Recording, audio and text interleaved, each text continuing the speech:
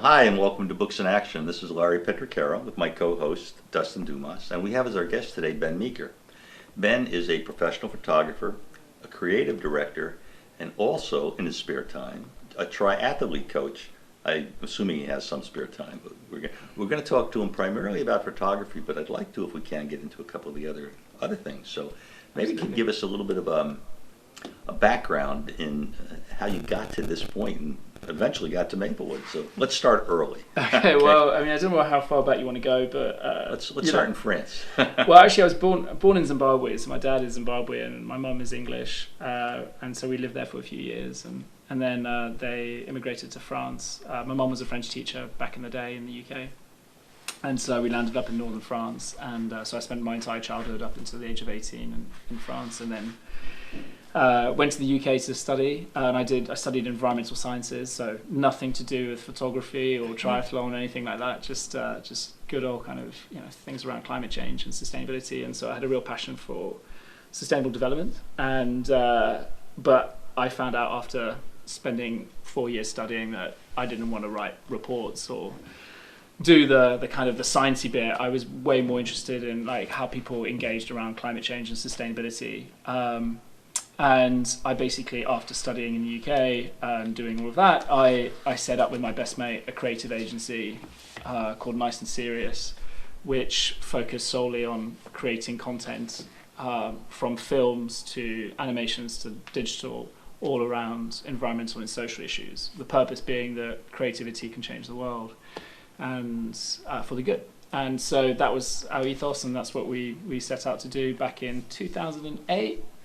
And back in 2016, I came over to the States to establish the business. We grew quite big actually in the UK, and we had clients all over Europe. But we had more and more clients coming from the US, and we were like, let's go and set up a US office. So back in 2016, I moved over here and set up the Nice and Serious office in New York, and that went. It went really well at the start, and then a couple of things kind of happened. Long story, a story for another day. But point is that it got to a point where I was not being a creative anymore, and I was essentially running a business and doing all of the finances and the HR and the business development, all the things that I actually never wanted to do as part of running a business. I ended up having to do, and I just thought, you know what, it's probably time to kind of I also, it coincided with a bike accident, a pretty bad bike accident, and it kind of coincided, so that and the fact that I wasn't enjoying my role anymore kind of made me kind of take a step back, and I was in a way grateful for this bike accident that happened, because I think without it I probably would not have kind of had the opportunity to take a step back and think about what I really want to do in my life. So when all this happened, I said, well, what do I really enjoy doing? What makes me happy? What puts a smile on my face? And the answer to that has been being creative, and particularly photography, being active and being outdoors in nature, especially regarding triathlon and running and swimming and biking, and then food. I just love food. So I thought, screw this. Let's try and make a living out of all those three things. And then so I had all these projects kind of started to line up. I became a triathlon coach. I kind of got myself certified with that and set myself up as a freelance photographer, because I'd had a body of work that spanned over, 12, 15 years. It was just me and my we might go into this in the interview, but just literally me taking photos for pleasure. And that became my portfolio of work that I then used to kind of say, hey, I'm a freelance photographer. And yeah, so that kind of happened. And then I had all these kind of interesting projects lined up. And then the pandemic hit. And so all of the photography projects got canned. My coaching got canned because no events were happening. Right. So I turned to food, and basically became a sourdough baker during the pandemic. Kind of started selling bread in the local community. And when the pandemic started, when things started to open up again, I kind of started to bring up the triathlon coaching, started doing that, and then the photography picked up, and fast forward to 2022, and here we are now, and I'm literally splitting my time. The bread baking has literally just kept to a personal level right now. It's not the most profitable of businesses in Italy, but I now just literally spend my time between essentially being a photographer, being a triathlon and running coach for adults and kids, and also being a creative director for socially and environmentally focused projects where I'm not having to do the P&L, I'm not having to do the project management, I'm not having to do the business development. I'm just there as a creative and a storyteller around issues that really matter. And I split my time across those three things. And also being a dad and husband and friend and all of the other bits and bobs. Life, generally. Yeah. Life, yes, it sounds like quite an interesting one. You was there anything, and that's a wide range of interests that you have. Yes, definitely. Was there anything about photography that made you kind of focus on that? I think photography for me has definitely been I've played around with other mediums. I've made films in the past. I've done a bit of digital work and design and all of these amazing creative mediums. I just felt that photography was more my jam. I think there's something quite magical about sometimes turning something what seems quite mundane into something really beautiful. Also, I think it makes you more present, more grounded, because you have to. We live in a world where everyone's just rushing around at like 360 miles an hour, and you kind of want to. With photography, it forces you to slow down. And I actually learned using film photography, like 35mm film photography, not digital, where you can just literally snap. Right. It was more of a case of like, do I really want this shot? And obviously for the first few years I was messing up every other shot because it was either out of focus, it was underexposed, it was overexposed, it was just like, there was a number of things that didn't quite work out, but it forced me to slow down and really think about the shot. And then when you did get that magic shot, when you went through all that process, and also the beauty about film photography is that it's not instant gratification, which is something that we have in our society these days, Right, with film photography, you have to finish the roll of film, then you have to go to the developer, then you have to, it gets scanned or it gets printed, and it can take several weeks before you can actually see the results of your work. But when you see the results of your work and you get that shot that you thought you had in mind and it worked out, it's like such an incredible feeling. So being present, being creative, and being, I guess, just trying to tell a story, because with film, what's great about film is you can tell a story as it happens, and you can hear voice, you can see visuals. But with photography, you've only just got one still to tell a story, and I like that kind of creative challenge that it poses. It's like, how can you capture the spirit or the energy of a person in one frame? And how do you do that? Like if if you're picturing something that you want to take, let's say you're out in the reservation. Yep. I mean, Hemlock Falls looks like Hemlock Falls, but I've seen some really fantastic photos. Like what is your personal process? Like how do you determine what you want to take? I mean, I think this is the beauty about photography. I could give you the same camera, the same frame or the same situation to be in, and what you see and what you capture will be different than what I capture. And you could do that with 10 or 15 photographers, and everyone's got their own slight quirk. And that's what I love about medium, is that it's really a true expression of your creativity, and that is unique.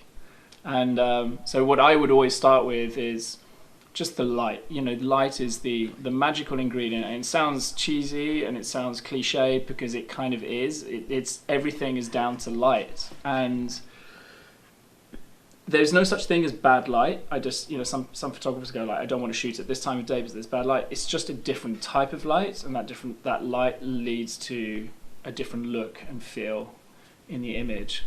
And then once you kind of figure out what the lighting situation is, then you've got to go into composition and you compose, and then you can go into the technicalities of your camera. Like, do I want to do a long exposure? Do I want to stop down the shutter? Do I want a shallow depth of field? Or whatever kind of goes through your mind, like in terms of the final image and what you want, you can kind of make those adjustments in camera. And then there's also the post-production. Some people are very heavily focused on the post-production side of things, and that's a whole realm in itself. I'm fairly light touch on that front. I kind of like to keep things as natural as possible, as how I saw them and how I shot them. But post-production is a bit like being back in the day in the dark room, where you could dodge and burn images, you can kind of enhance the contrast or lighten up certain things. You can do a ton of different things. So there's like a whole art form in itself just with the post-production.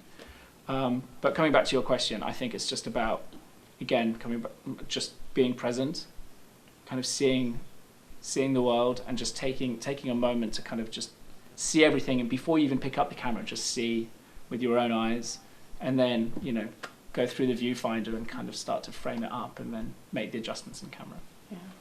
No, that's, I like what you said about being a single shot. Now you would, I'm not as good a photographer as either of you, I'm sure, but the thing about a single shot is that you can make up a story of what happened before and what happened afterwards, so to speak. You're not, to your point, you're not stuck with the moving image, which may in fact change the whole mood of what you were looking for, I suppose. I mean, at least that's how I always thought about it. Do you prefer film to digital? I don't think there's a preference per se. I think they serve different purposes or different means. I mean, I think I ultimately prefer the look of film, because there's a certain, I mean, the colors, especially, you've got obviously different choices of film stock, but there's a certain, how to describe it, there's a certain feel to film that you just can't really recreate in digital, and it's more texture, there's more depth to the colors, and also I think it's softer. It just seems to be more flattering for, especially if you shoot a lot of portraits or you shoot people. It's better for skin tones, in my experience. The downside to film is that it's now very costly. So, you know, when you click that shutter and you click the button, it's like there's like maybe $1, $2 of cost just there, because you've got to think about the film stock, you've got to think about the processing costs, you've got to think about all of the stuff that goes with film. But the results that you can get are just incomparable with digital in some ways. But then again, it depends on what you're shooting. Like if you're shooting an object, then you probably could just use film in that sense, or you're doing maybe 1 or 2 shots with a portrait, you know, just like really focusing on 1 or 2 key shots. But let's say you're doing a wedding or a family photography session.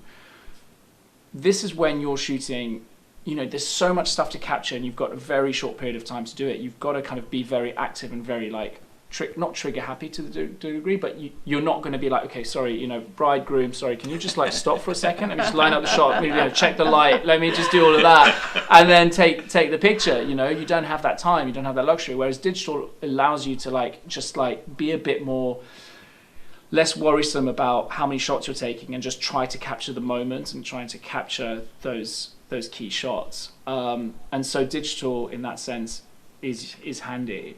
And you can make digital images look more film-like, but there is a certain beauty to using real film. Yeah. We only have a few seconds left in this half, but if you can answer it like in 36 seconds, do you prefer black and white or color, or do you do both? Or? I do both, and I think it depends on the mood of the image. I usually, when I'm shooting digital, I decide that in post. When I'm looking at the image, I like, this just suits black and white, or this suits better color. Yeah, there's no right or wrong. I like both. You like both? Okay. Well, we're going to take a break. When we come back, we'll continue. So we're going to take a break, and we'll be back in about a minute. So if you'll stay with us, we'll continue with Ben Meaker and Dustin Dumas on Books in Action.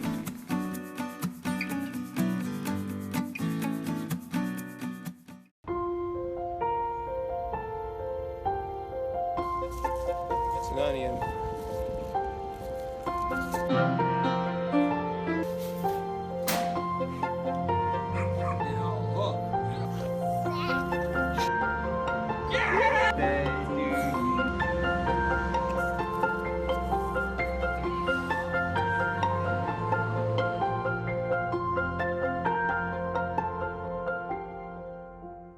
Well, hi, and welcome back to Books in Action. This is Larry Petraccaro with Dustin Dumas, my co-host, and with Ben Meaker.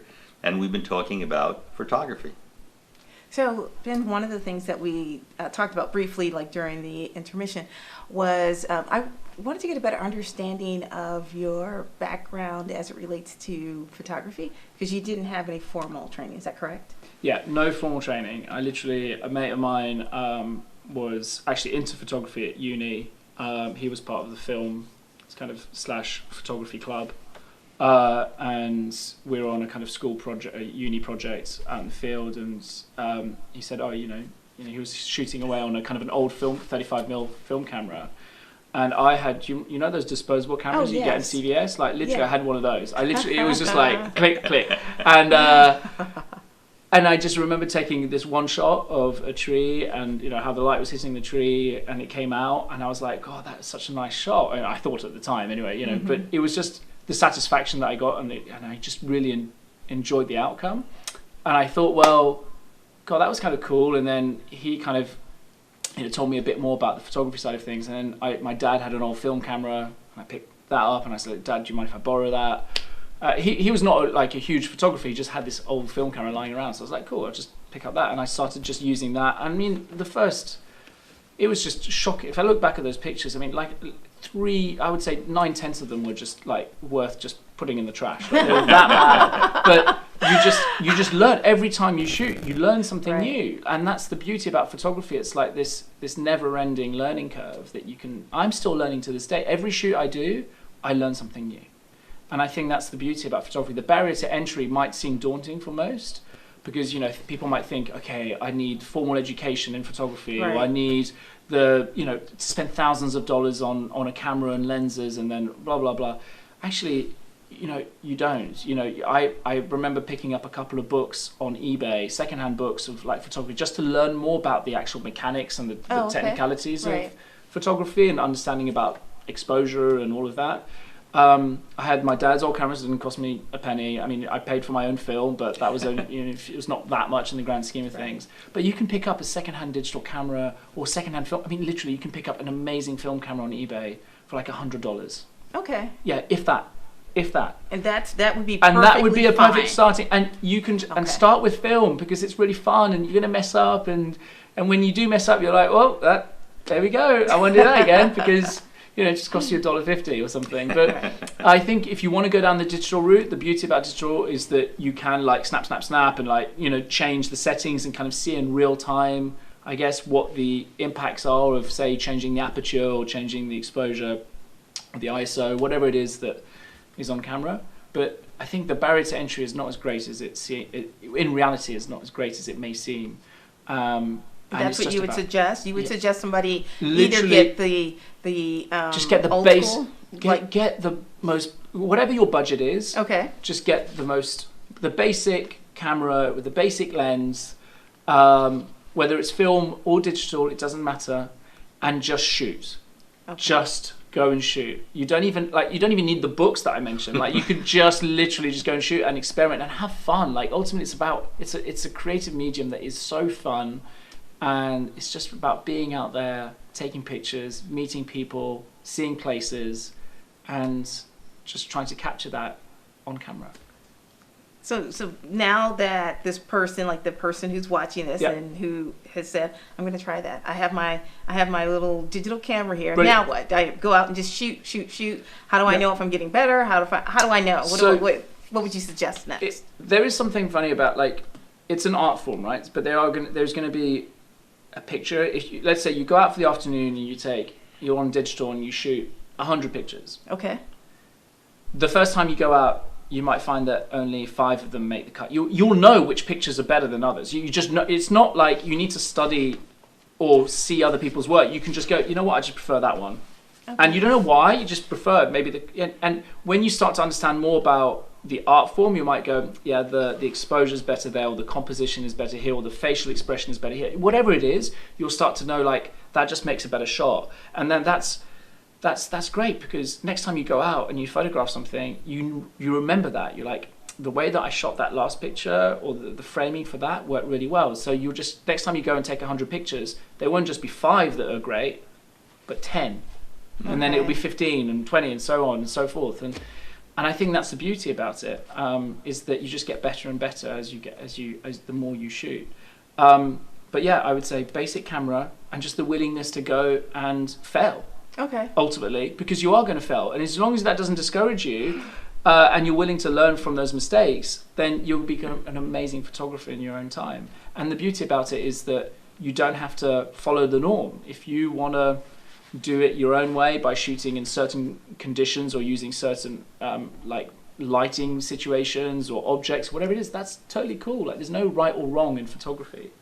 And the other final thing I would just say is like be willing to switch lanes. Like, so I think it's really important to get outside of your comfort zone and be comfortable being uncomfortable. So that applies not just to photography, in my opinion, it applies to everything. But generally speaking, if you feel like I just want to take pictures of objects, or I just want to take pictures of animals, or I just want to take pictures of people, switch it up. Like, switch it up. That's So really if great you're just an advice. object person, you like still life, Right. why don't you take on, like, go and photograph an event of lots of people, or do maybe a portrait session with someone. If you're an animal lover and you take pictures of animals, why don't you do some still life? Or whatever it is, just mix it up and change lanes, because every time you change lanes, you're going to be able to learn a ton more by doing that, and then apply it to maybe the lane that you really like being in. Oh. And that's what I found, because I've done quite a lot of family photography, especially after COVID. Like when COVID hit, all my kind of documentary and portraiture work just got canned. And so I kind of, ended up doing quite a lot of family photos here in the local area. And it's been so much fun. I've met so many people and I've learned a ton by doing it. And I would never have done that had this COVID had not happened. So again, for me, it was like trying to see an opportunity rather than being like, okay, I've got to stick to my lane. It's like, no, it's time to change lanes and mix it That's up. such great advice. I mean, I think, like you said, that's great advice just in general. But I'm personally thinking about, like, I like to take a lot of outdoor. Mm-hmm. I mean, I don't take as many as people. So that's such great advice, because I think Thank you. people do just get into that, this is my lane. I'm really good at doing this, and why would I think about going in another direction? Well, yeah, and I like what you said about the being uncomfortable, because I think when you push the boundaries a little bit, it just strikes me you're bound to learn something if you're open to learning. I mean, Right. some people aren't particularly, but if you're open to learning, are there any pictures that you've taken that you particularly like? Yeah. And if so, what were they and why? I mean, if I was to go back in time, there are some images that I've shot, especially with my old film camera. I've got this beautiful old Hasselblad and a Nikon, and this medium format film camera, and they date back from the 60s and 70s. They're old wow. cameras, but they're built like tanks. I mean, the Nikon especially. I mean, you don't want that hitting your head, like. But the beauty about it is that it's that about being in the moment and trying to capture something, knowing you've only got that one shot. And there are a range of images that come to mind. Especially when I go traveling, and especially I've shot quite a lot in India, and that's a magical place for photographs, really.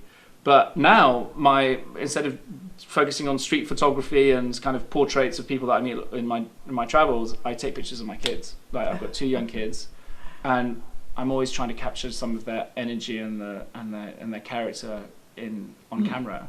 And some of my favorite images, I mean, as cliche as it sounds, are the ones of my kids. They're just certain moments that I capture where I'm just like, that is my son in a nutshell, and it's just like, I'll always remember him at this age thanks to that photo. Oh, that's great. And it's kind of like comes back to my original point about capturing someone's spirit and energy. Everyone's got an energy, everyone's got a spirit, and if you can capture that in a photograph, I mean, it's priceless. Well, you mentioned you said India was a magical place to take. Mm-hmm. Why? First of all, people are just so friendly, and just everyone is just so welcoming. So I think you just automatically feel like you can have interactions with people without it being awkward, or people are generally interested in having conversations with you. And then once you strike up a conversation with someone, and if they are up for it, and you can do some great pictures, you can do some really, just one thing leads to the next. But the other thing about India is the light. There's something about the light in that country, and the colors and the textures. There's so much depth to the country, and to all the areas I visited. Just the richness of life there is like, just as far as the eye can see. There is just so much to. It's almost overwhelming. It's actually there's too much. Sometimes you're just like, oh my gosh, I could take a picture of this, and you just get carried away, like, oh, what's that? And then you just got to reel yourself back in, because there's so much happening around you and so many beautiful things to capture. But your sport for choice, and if no one's ever been to India, whoever's watching, I really highly recommend it. Go. Especially if you're interested in photography. Take your camera. Take the camera and go. Mm. we'd hoped to do this earlier this show, but you had to do a photo shoot in New York. Yeah. We had to postpone it.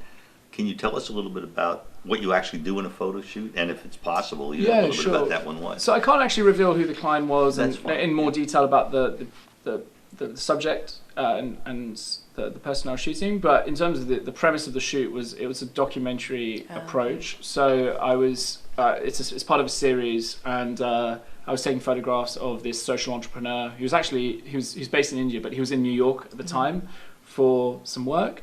So I just basically spent the day with him trying to kind of capture some really interesting portraits of him, plus him doing he has this kind of, I guess, app that he's developed to help kids obtain better education, especially in more deprived areas of India. And it was basically telling his story, his background story through photographs, accompanying that with written articles and audio interviews. So it's kind of like a bit of a multimedia package. But that and his photos alongside other people that I've shot are going to feel part of this kind of documentary series of entrepreneurs from around the world making an impact in education. Well, you call it a documentary series. Does that change how you, since you're not taking, or maybe you are taking, just an individual picture that maybe doesn't stand by itself? Are you taking a picture that has to stand with the? Yeah, so does you that kind change of things? you kind of have to see it as, I guess, like a bit of a puzzle. Like, you know, there's you've got to try and use a series of photographs to tell the story of this human being, but also what this human being is doing or planning on doing. So that documentary style that I describe is, for me, a mixture of portraiture and photojournalism. And so I bring those two things together, where it's a bit ad hoc. It's a bit like, maybe he's literally, what I remember, he just had a phone call. He picked up the phone call, and the way that he was talking on the phone and the light that was streaming in the cafe, I was just like, that is a perfect shot. Boom, grab the shot, because that tells the story of him interacting with his colleagues and stuff like that. But then there's something that, maybe we need to kind of establish a shot a bit more and kind of like be a bit more kind of portraiture in that sense, where we kind of direct the scene a bit. But more often than not, it's just kind of like following him along on his day-to-day life and just trying to capture him doing his thing.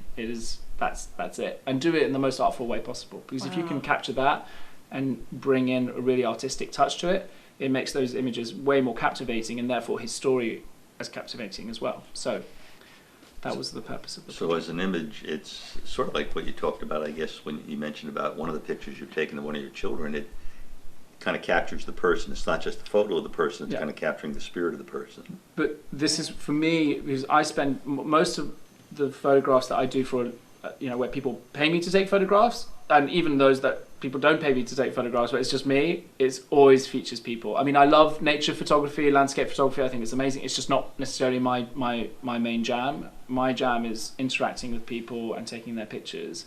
And I think if you are interested in having to take photos of anything to do with human beings, you've got to be comfortable having conversations with people. Right. You can't just rely on your camera and hiding behind your viewfinder and your lens.